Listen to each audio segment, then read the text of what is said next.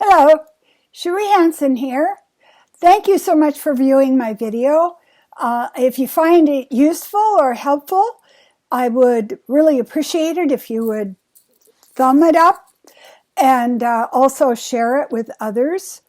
I have spent close to 40 years reading studies about how the brain works, family imprinting, trauma trace, you name it. Trying to figure out what is this thing, being human.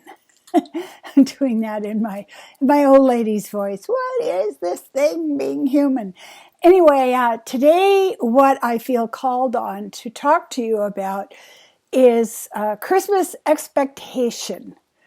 We have a very challenging time to get through when we have this insistence. The thing I can liken it most to is, let's say you're going to be in a performance and it's a competition, and you have to get ready and you have to rehearse and you're so much, and you have to get out there in that stage and you got to razzle dazzle and you've got to have the best Christmas ever and you've got to have jazz hands and you've got to know this choreography, and the front of your house has to be decorated so people stop and gasp and envy you.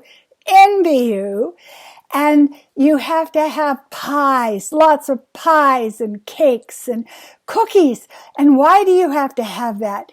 Because when you're stressed, there's nothing that makes you feel better than a hit of sugar. So it's kind of like an opium den. Christmas is really like an opium den. You have a situation where you have expectations stacked on top of you about how you should feel, and that's always a bad thing. Go up to anybody in the street and just look at them and say, "You aren't smiling, what's wrong with you?"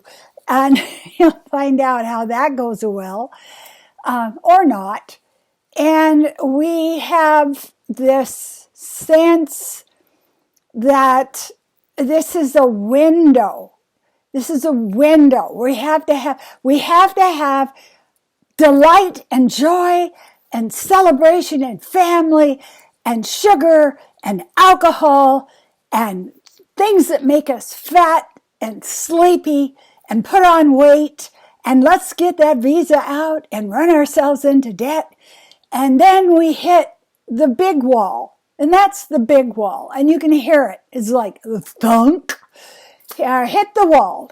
The wall is your memories of your own childhood. And I've got to tell you, for anybody that grew up in the household of an alcoholic, Christmas is not a happy time. That is when they had days on end to be able to get drunk, to be able to be outrageous, to be able to be not in a mindful, caring, quiet, gentle place. So if you look at yourself like you have a scale, you have a scale of how much you can take. Here it is.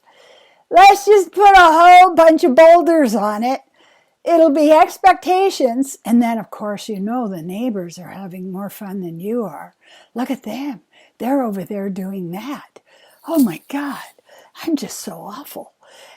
And then we have this sense that we should be able to do all of these things. We should be able to shop for everybody. We should be able to make our money stretch. We should have our house clean.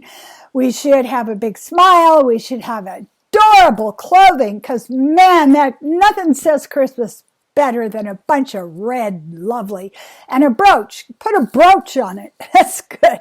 I've got a brooch on my red coat. So it's really interesting to me when I stumbled upon the book Switch, How to Change When Change is Hard.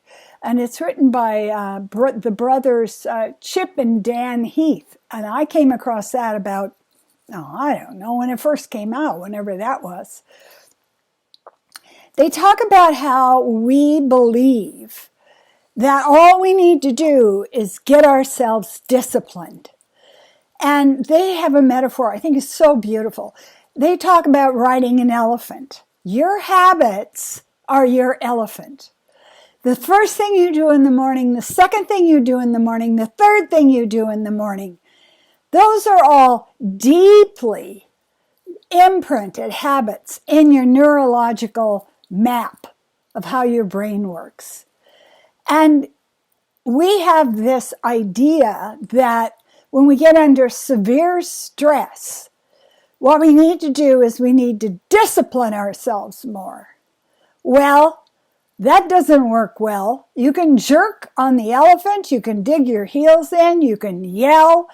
Elephant's going to go where the elephant's going.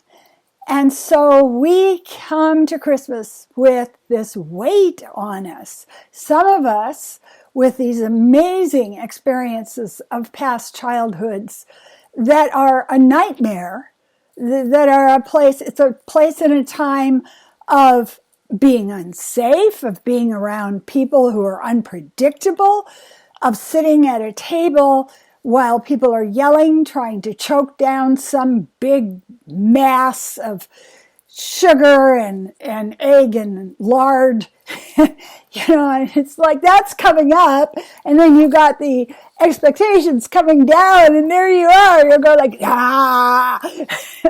So one of the things that I know for sure from my studies is when you're in a pressure situation like that, you do not need to let your ego take out a whip of nine tails and start laying scars across your back and say to you, oh, you're not good enough. You didn't get a present for, Aunt Matilda. She used to always send you $10 in an envelope when you were a kid. And look at you, you're a failure. So what do we do when we're in these situations? We do less. We slow down. We ground ourselves. If you have a breathing or self-hypnosis practice, oh my God, what a great comfort and sanctuary that is in times like these. We need to quiet the mind, and we need to find the growth that we have made in the last 5 months, the last 6 months, the last year, because right now we need self-acceptance. You're trying to prove to the world that you deserve to live and to walk around on the face of the earth.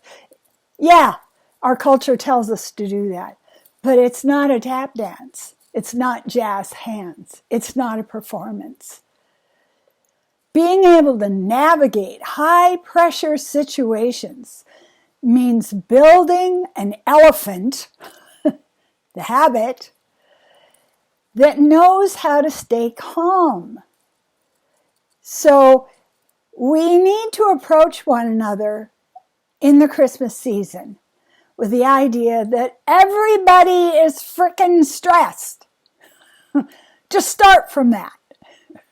Oh joy, jingle. Yeah, okay. So as you walk towards someone, look them in the eyes. And I like to do this practice where I look at them. If they look me back in the eyes, I just send them love. Just for what? For nothing. Look at you. You're navigating Christmas, and you still have time to stop and look me in the eyes and smile. And that is a great elephant to be riding. So be kind to people, because we've got holiday fever going around, and a lot of people are struggling during this season. I would like to invite you to come to my house if you're in town. It's called Meeting Your Ego. It's a great workshop. You know that voice in your head that keeps telling you that no matter what you do, you're never enough? Or if you go to walk to the left at the corner, the voice says, no, you should go to the right. But if you went to the right, it would tell you, no, you should go to the left, because it's going to make you wrong. That's its job. It's your bodyguard. So January 5th, 6:30 to 8:30. Also, I am doing card and psychic channel readings for people. Get a hold of me. My reach is anywhere there is energy. Well, I haven't really ever done a Martian yet. Maybe that's coming. Who knows? Anyway, go out into the world, understanding you're in a place and a time that needs gentleness, that needs stillness, that needs quiet.